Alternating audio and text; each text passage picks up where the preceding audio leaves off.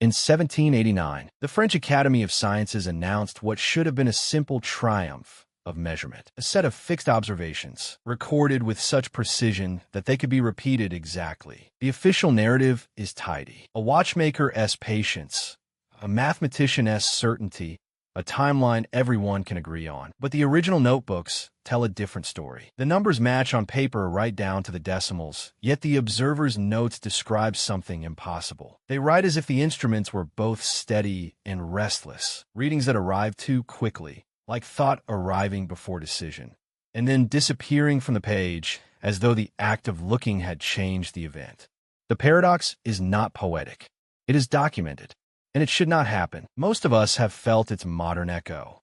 You sit down to focus, to do the one important thing, and the moment you become aware of your distraction, the distraction multiplies. Attention becomes slippery. The mind watches itself like a CCTV camera, and the act of monitoring seems to alter what is being monitored. You tell yourself you'll begin in 1 minute, but the 1 minute grows teeth. Point 1. 2. The familiar anxiety is this. Maybe awareness is not a light you turn on, but a resource you spend, and you may be spending it without noticing. The stakes are quiet and enormous. Awareness is not the same as attention. Attention is the beam. Awareness is the room that knows the beam exists. When that room is crowded by urgency, by comparison, by constant interruption, your life begins to feel like a series of near misses. You remember less.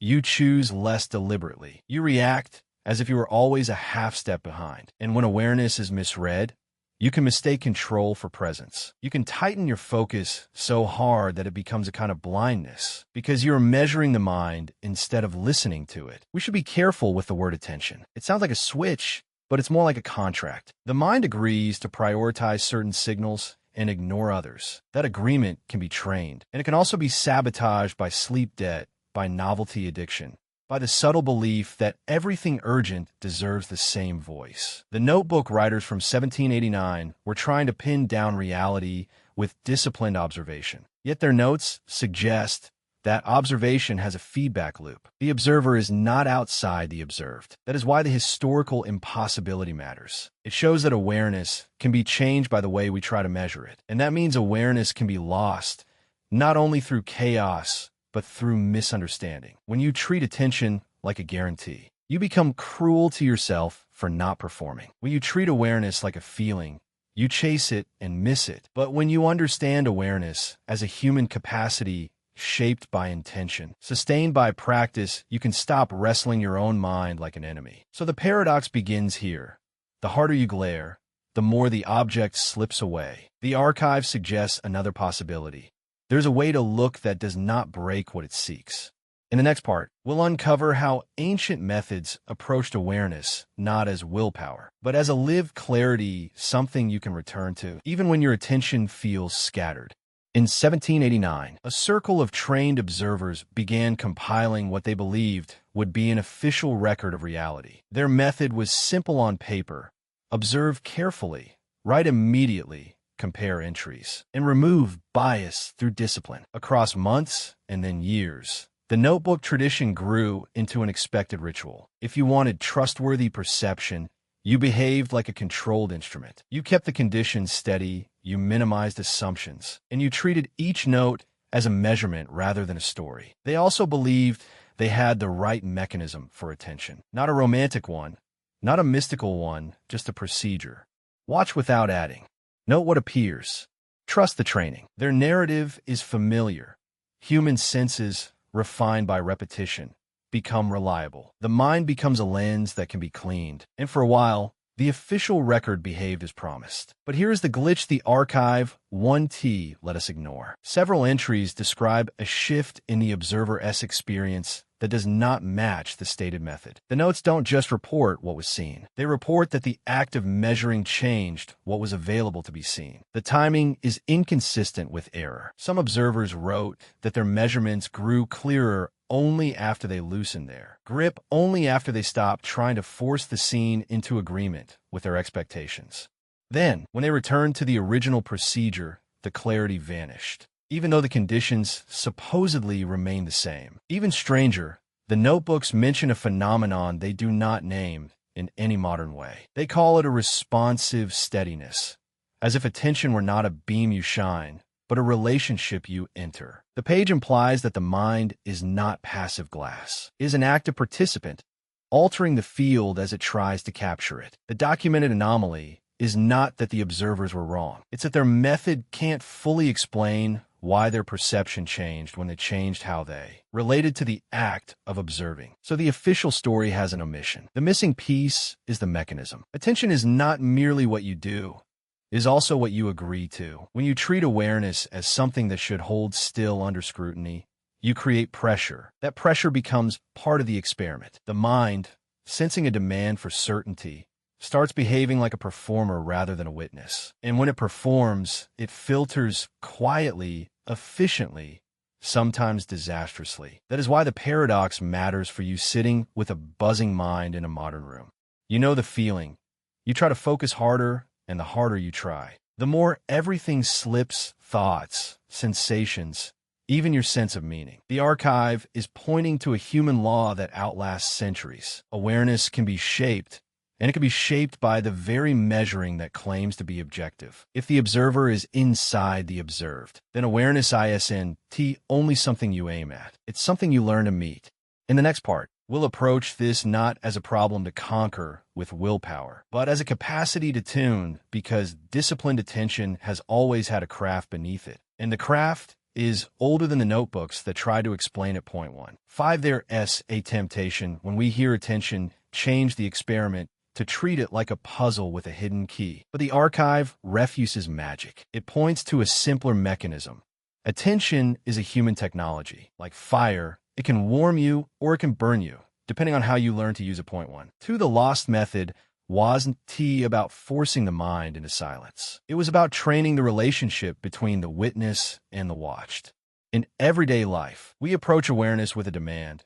Be clear, be accurate, prove something right now. That demand creates a subtle contract. Your mind begins to cooperate with the contract. It starts searching for certainty, scanning for errors, and managing impressions. You feel it as effort. You hear it as internal commentary. You experience it as that restless urge to get it right. When the mind performs, perception doesn't just become sharper. It becomes biased. It filters. It edits reality into a version that can survive evaluation. This is not an insult to you. It's an explanation of how attention works when it is treated like a judge rather than a learner. The paradox from the old records is therefore recognizable in modern rooms. You sit down to observe your thoughts, and instead you recruit your thoughts into a task. The task multiplies. The multiplication becomes the problem, and the problem then demands more control, which increases performance, which increases filtering. So the question becomes, what if attention is not something you bully into stillness, but something you practice into honesty? Practice means repetition with a certain attitude, not repetition of pressure, but repetition of permission. Permission to notice what is actually here without immediately turning it into a verdict. Permission to let the mind arrive like weather. It may come fast, it may come loud, but you do not ask it to justify itself. Try this as a craft, not a stunt. First, choose a single anchor, something simple and concrete. Breath at the nostrils, the pull of sound, the contact of feet. You are not trying to empty the mind. You are giving awareness a place to rest, so it can orient. Then, when attention wanders, you mark it gently, as you would notice a hand drifting toward a flame. You return, not with punishment, but with recognition. Wandering is not failure. It is the feedback system of attention. That is why this method is older than any notebook. It trains you to relate to distraction as information, not as threat. Notice the shift in your inner physics. Before, you treated focus like a grip. Now you treat it like a handshake. Your agreement changes. You're no longer asking consciousness to perform on command. You're inviting it to participate without lying. And as that invitation stabilizes, perception starts to include more than the parts that can be measured quickly. Sensations become clearer, not because you squeeze them, but because you stop forcing them to behave. Meaning becomes quieter, not because you suppress it, but because it's no longer competing with your need to control the outcome. This is the core loss technology. Attention can be trained to stop demanding that awareness hold still. It learns instead to hold with what is moving. That is how awareness becomes usable, not as a theoretical insight, but as a living capacity you can touch whenever your mind starts buzzing and your attempts to manage it only make it louder. As you carry this forward, you'll find a next step isn't about adding more willpower. It's about changing how you define present, so your attention stops chasing certainty and starts returning to experience right now, in the midst of your day's noise, where the practice truly begins. Point 1.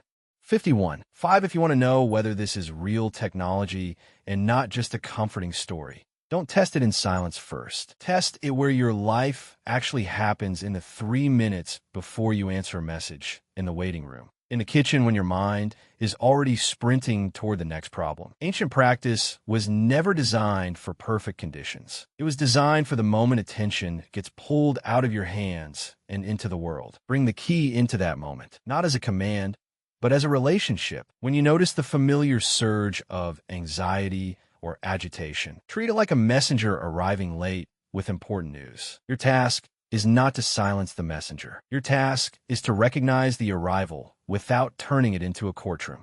Let awareness open its palm, just enough to include what is already here: sound, breath, posture, the pressure behind your eyes. The sensation doesn't have to be pleasant. It only has to be honest. Then practice the handshake again.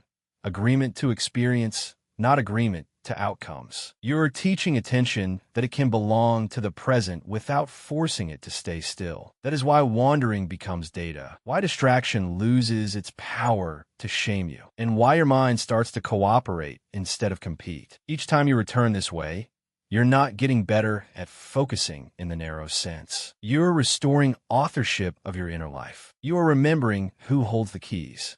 So tonight, or tomorrow morning, choose one ordinary transition in your routine, the doorway between tasks.